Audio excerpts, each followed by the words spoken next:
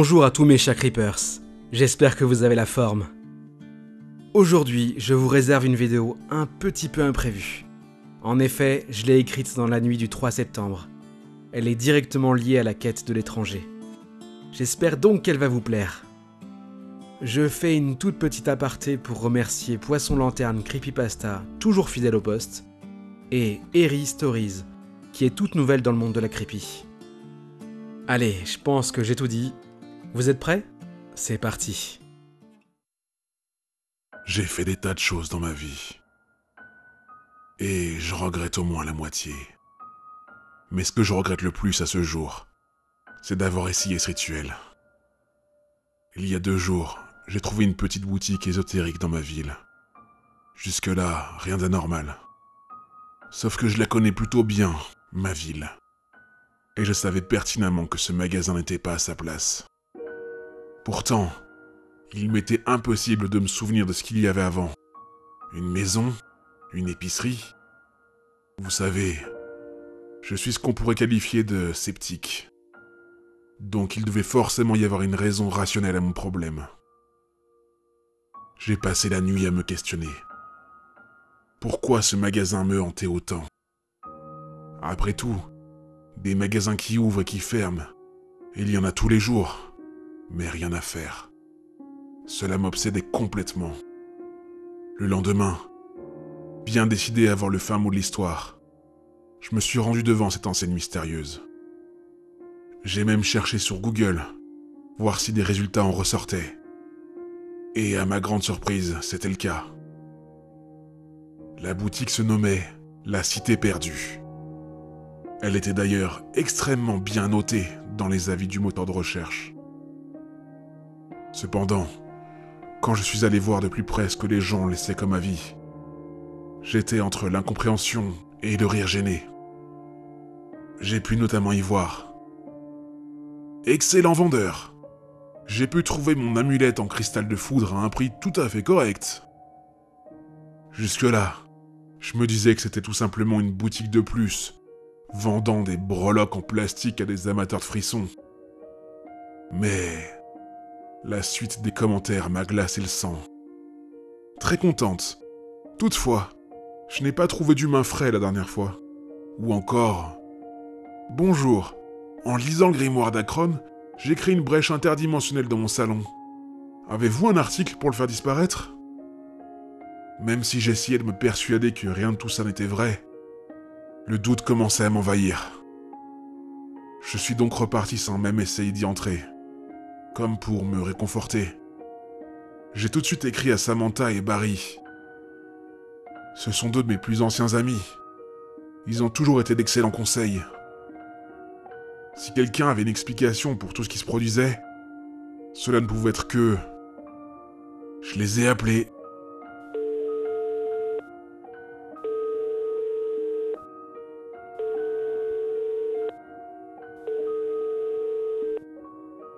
Mais sans succès.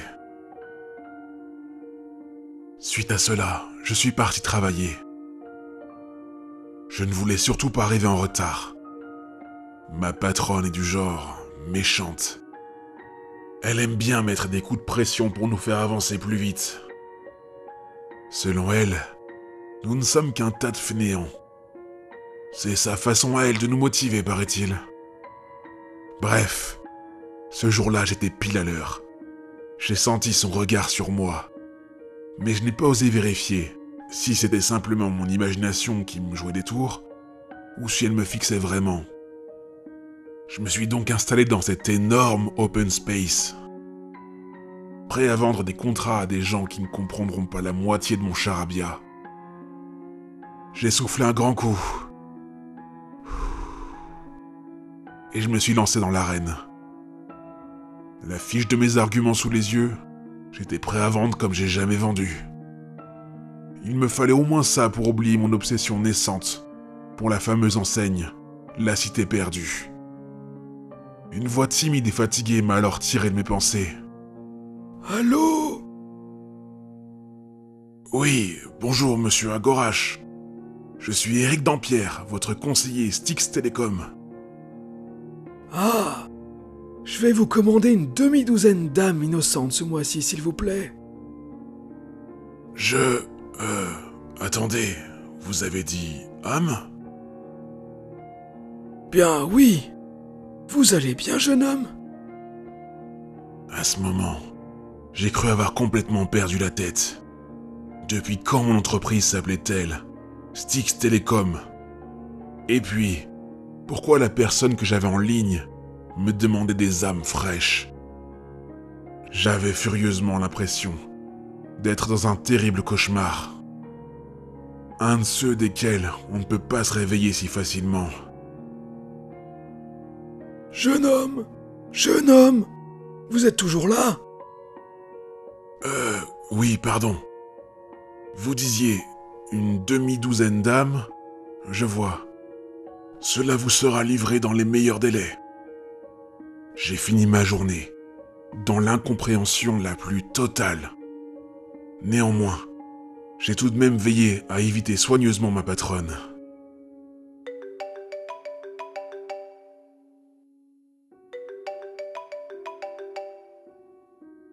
Ah bien, quand on parle du loup... Désolé chef, mais je vous laisse sur répondeur. Au moins le temps de régler tout ça. J'ai retourné toute ma ville, à la recherche d'autres différences. Et je n'ai pas été déçu. Commençons par les maisons. Beaucoup ne possédaient même pas de fenêtres. D'autres étaient complètement déformées, bravant tout sens du bon goût. Et encore, s'il n'y avait que ça, j'ai croisé pas mal de banques. Des banques de sang. Même les enseignes censées être ordinaires étaient étranges. Une librairie qui ne vendait que des livres sur comment se faire passer pour un humain, en fonction de l'âge et de sa culture. Ou quel est le meilleur morceau à cuisiner? Je ne pouvais plus douter. Il est clair que je n'étais pas chez moi. Ou en tout cas, pas dans ma réalité.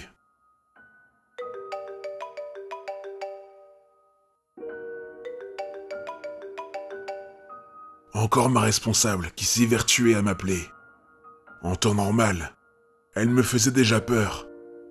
Mais là, c'était beaucoup trop pour moi. J'étais au bord de l'évanouissement, mais j'éprouvais une sensation étrange. Comme si quelque chose de vital m'échappait. Et puis, il y avait cette faim. Ça me tenaillait le ventre. Tant que je n'en savais pas plus sur ce qui m'arrivait, je devais faire profil bas. C'était une certitude.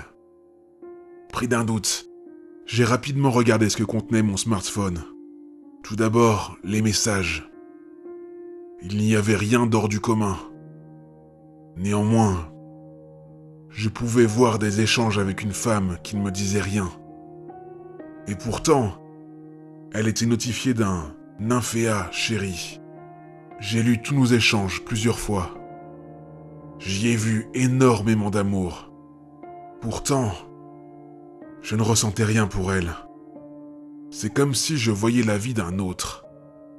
Malgré tout, qui qu'elle soit, au vu de la conversation, je savais qu'elle ne me ferait aucun mal. Mais, comme pour finir de me convaincre, je suis allé voir les photos que mon appareil hébergeait. Dès la première photo, j'ai été complètement subjugué par la beauté de la créature que mon écran affichait. Une femme au teint plus pâle que les neiges éternelles, aussi blonde qu'un magnifique champ de blé, un sourire tellement radieux qu'il aurait pu inspirer n'importe quel poète. Et sans oublier bien entendu, ses incroyables oreilles pointues. Son souvenir m'était revenu.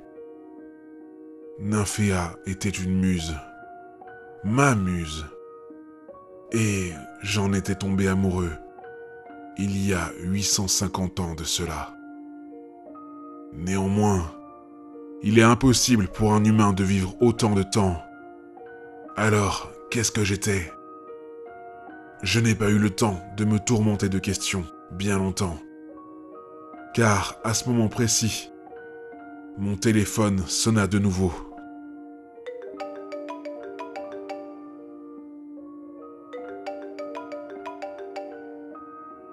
Mais, cette fois, c'était Nymphéa qui m'appelait. Cela ne pouvait être une coïncidence. Et pour m'en assurer, j'ai décroché. Allô? Oh, que la Sainte Acrone soit louée. Tu vas bien. Tu ne te souviens plus de qui tu es, n'est-ce pas? En effet, je ne me souviens que de toi. Enfin, je crois. Es-tu passé à la boutique La Cité Perdue? Non, je suis resté à l'extérieur. Pourquoi? Surtout, évite tout contact avec les autres. Et rentre plus vite. Contre toute attente, je me souvenais parfaitement de notre jolie maison en pierre noire et de sa toiture rougeâtre. Rien qu'en fermant les yeux, je pouvais me remémorer l'emplacement de la moindre petite fissure sur les murs extérieurs, même le chemin pour enfin rentrer dans mon vrai chez moi. En route, j'ai pensé à l'appartement dans lequel je me suis réveillé. Si ce n'était pas le mien, alors, à qui appartenait-il? Et pourquoi est-ce que je me suis réveillé à l'intérieur? Je n'ai pas tardé à avoir toutes les réponses qui me manquaient. Nymphéa a pris le temps de tout m'expliquer en détail. J'ai été envoyé en mission de reconnaissance pour évaluer les forces et les faiblesses des humains. Mais pour cela, j'ai dû utiliser un rituel très puissant et surtout très ancien. Il n'avait été utilisé qu'une seule fois auparavant. Mais le sujet qui était un être sans attache s'était échappé et n'est jamais revenu dans notre plan d'existence. On peut donc dire que j'étais un sujet test. Mes sensations humaines viennent donc de là. Pourtant, je suis un vampire qui a atteint le millénaire le mois dernier. Les souvenirs sur ma vie affluaient dans ma tête alors qu'elle poursuivait ses explications. Deux choses restaient mystérieuses. La première, comment je me suis réveillé dans un appartement qui ne m'appartenait pas? Et ensuite, quel était le rapport avec le magasin?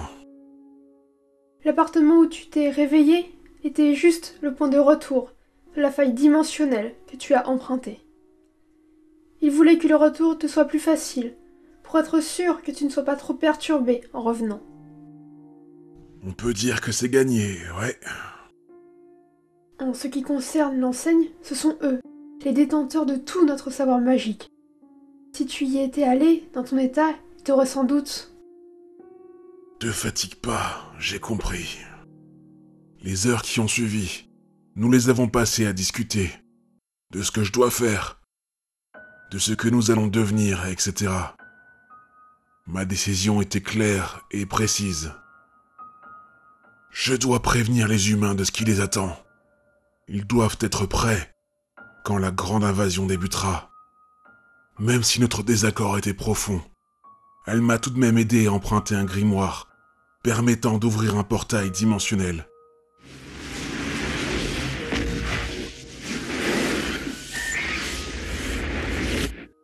Sur celle des humains. Et depuis, me voilà déambulant sur leur terre, à la recherche d'un humain à qui parler. Oh, décidément, la chance me sourit. Il y a un humain qui approche. Monsieur, il faut absolument que je vous parle. Tu es un vampire, n'est-ce pas? Oui, mais... Shepard, qu'est-ce que tu fous? Rien, il y avait juste un vampire. Et... disons que je lui ai fait perdre la tête. Aïe, c'est un geste bien malheureux qu'a eu Shepard. Il reste à espérer que son acte n'ait pas de très graves conséquences. Bien, passons maintenant aux 3 mots du jour. Alors, ils sont vampire, courgette et lampe. Je vous dis encore une fois bonne chance, mais surtout, à bientôt pour un autre étrange rendez-vous.